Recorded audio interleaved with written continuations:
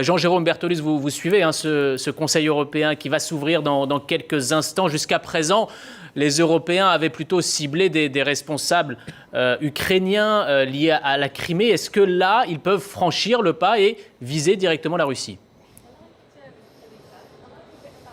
Écoutez, il y a eu dans cette liste de 21 noms à laquelle Olivier Ravanello faisait allusion, 21 noms effectivement qui ont été décidés lundi.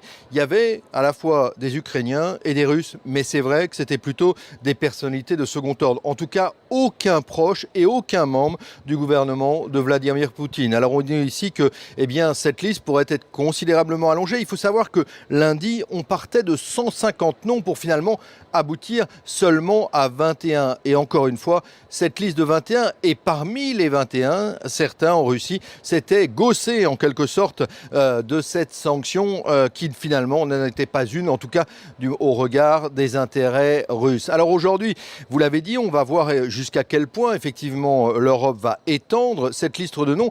Mais c'est vrai que les 28 vont ce soir, lors du dîner. Et vous savez, le dîner, ici, c'est toujours un petit peu particulier puisque les 28 chefs d'État sont seuls. Ils n'ont pas de conseillers derrière eux. Ils parlent, ils se parlent les yeux dans les yeux. Alors, ils ne vont pas décider de sanctions économiques. Hein. François Hollande l'a dit à son arrivée. Mais ils vont, en quelque sorte, les mettre sur la table, les préparer. Et c'est là, effectivement, que cela va être compliqué parce que vous faisiez allusion, par exemple, aux deux commandes de porte-hélicoptères Mistral.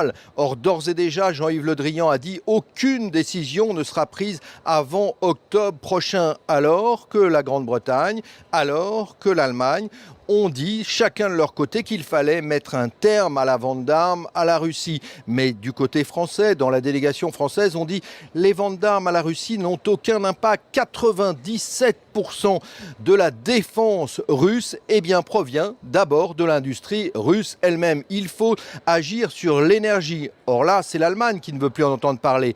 Plus de 45% du gaz allemand provient précisément de la Russie. On voit que les Européens sont divisés. Ils vont avoir beaucoup de mal à s'entendre, même sur la préparation de sanctions économiques. Mais ils vont quand même devoir le faire parce que Barack Obama arrive lundi en Europe. Il l'a dit qu'il veut effectivement cibler des secteurs clés de la Russie. Et donc, effectivement, les 7 principaux pays occidentaux vont se retrouver. Ce sera en Hollande pour parler, ça sera le G7, pour parler de nouvelles sanctions.